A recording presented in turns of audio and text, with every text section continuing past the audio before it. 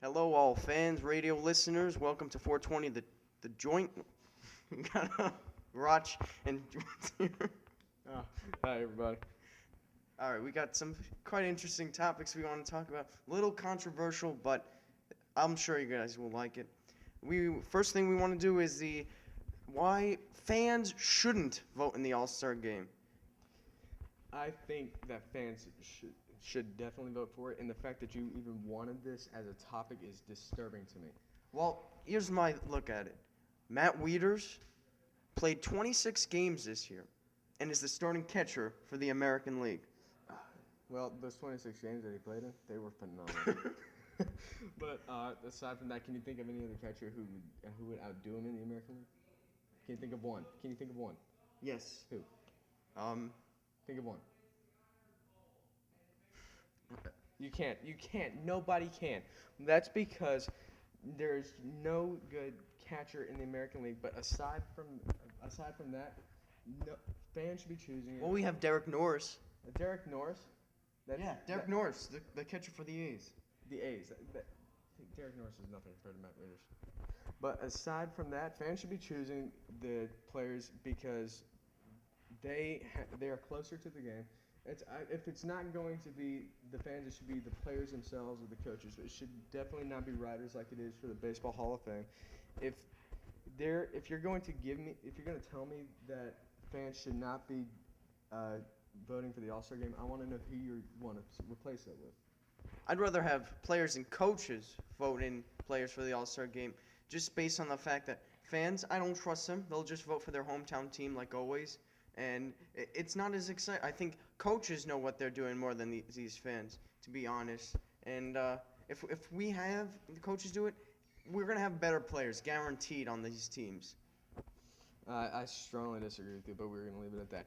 Now we're going to move on to the ugliest baseball jerseys. And we actually have a caller. Alex, I think it is. Not baseball, basketball, football. What is the Ugliest jersey jersey you have? of all time. Ugliest. To be honest, other than Houston, their 75-86 uniforms gotta be retarded. Anyway, it's gotta be the San Diego Padres mustard uniforms they had. Ugh, makes me want to cringe even thinking about it.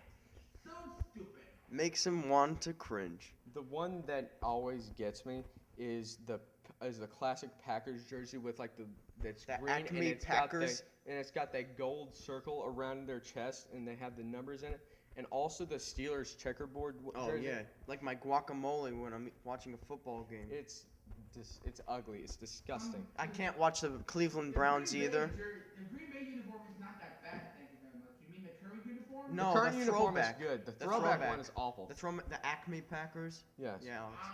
Never Now, mind. let's transition to best uniforms of all time. And I have to start with the San Diego Chargers powder blue jerseys. They're Darn Skippy.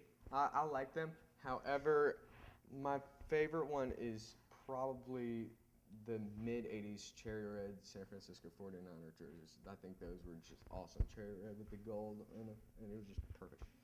I'd also have to say those Cleveland Cavaliers jerseys with gold on them, when they had LeBron, were pretty dope. No, I strongly disagree with that.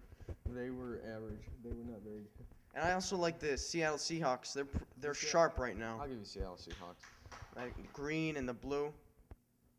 All right. Last topic. We have an epidemic of baseball arm injuries. All these pitchers are throwing too hard, leading to ulnar collateral ligament tears. And they all have these Tommy John surgeries. And it's become quite a thing now. Pitchers like Jose Fernandez, Tanaka has a tear, Ivan Nova.